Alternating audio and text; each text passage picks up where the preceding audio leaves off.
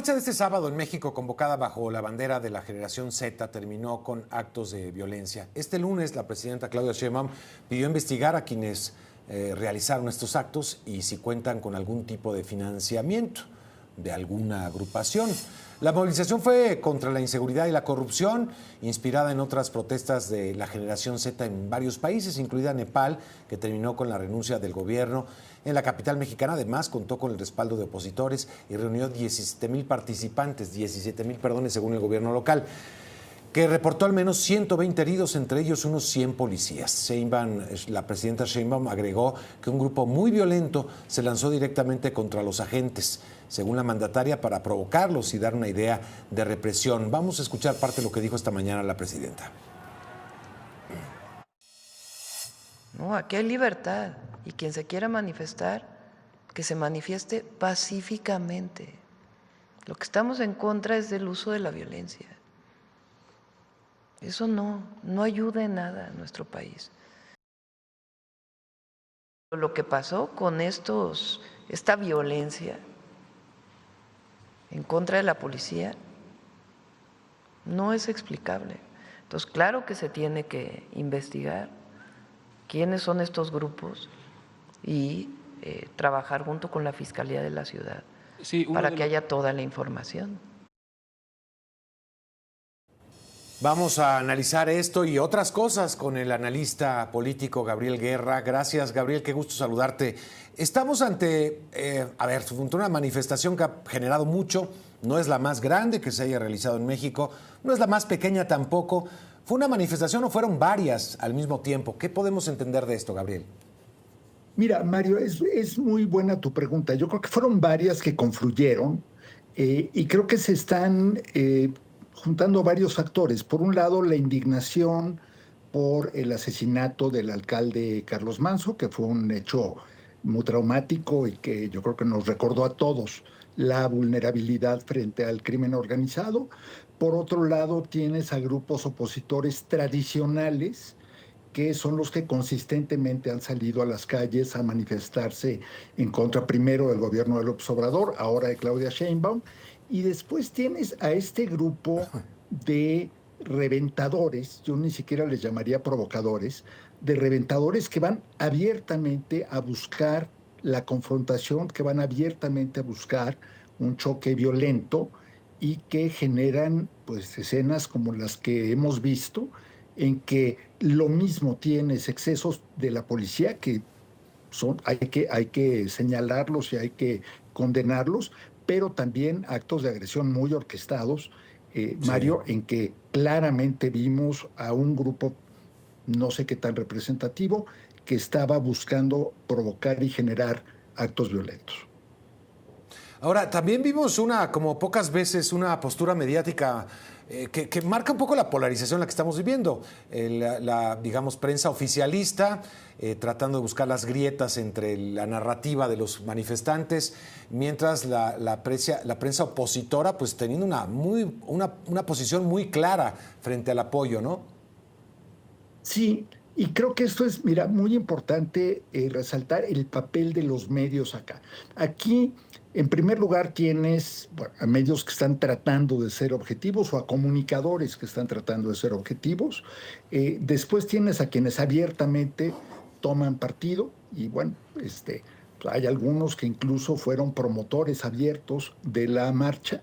Y después, algo que yo no había visto antes, porque aquí hay dos fenómenos inéditos, Mario. El primero es la violencia. En ninguna de las múltiples manifestaciones multitudinarias, tú lo dijiste muy bien, eh, esta no es la más grande, pero tampoco es la más pequeña, pero en el pasado hubo otras que fueron tal vez 5, 8, 10 veces mayores.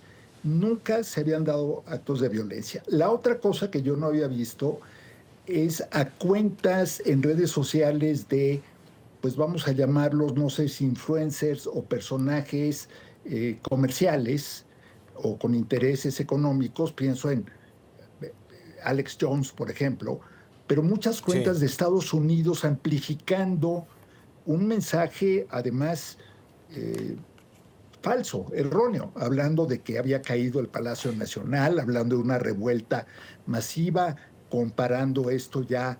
A ver, entiendo que el ejemplo de Nepal pueda ser para algunos un punto de referencia, pero en Nepal cayó el gobierno. Aquí salieron a la calle, ponle tú el número, 20 o 30,000 o 40,000, los que hayan salido, pero evidentemente hay una gran diferencia entre lo que pasó allá y lo que sucedió aquí el sábado. Entonces, sí creo que hay un interés propagandístico, vamos a llamarlo así, y sí creo que también hay un interés claramente enfocado en provocar, y creo que ahí la policía, aunque cometió excesos, Mario, resistió la tentación, porque hay, así como tenemos escenas de gente afectada por gases lacrimógenos o por lo que Sí. la policía dice que fueron extintores, pues tienen la imagen del policía pateado en el suelo.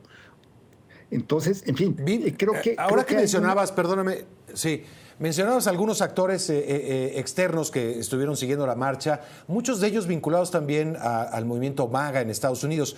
Te lo pregunto porque hoy el presidente Donald Trump habló de la marcha, dijo que estuvo muy pendiente de lo que sucedió este fin de semana en México, que algo hay ahí que le preocupa. Y fue en la parte del discurso donde habla también de que posiblemente tendría intervenciones militares en México si lo pidiera, que posiblemente lo iba a pedir al Congreso. ¿Qué está pasando ahí, Gabriel? ¿Cómo debemos leer todo esto?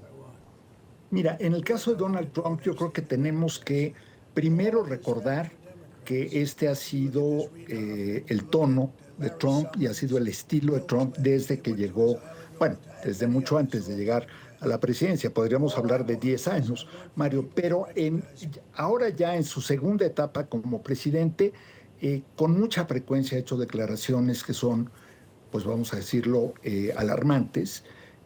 Yo no sé si debamos acostumbrarnos a ella. Yo jamás me quedaría tranquilo ante algo que diga el presidente de Estados Unidos. Hay que ver el entorno. El entorno fue en una ceremonia en la Casa Blanca relacionada con el Mundial. Entonces, Sí. bueno, es también algo que se sale completamente de tono. Habla también de Colombia.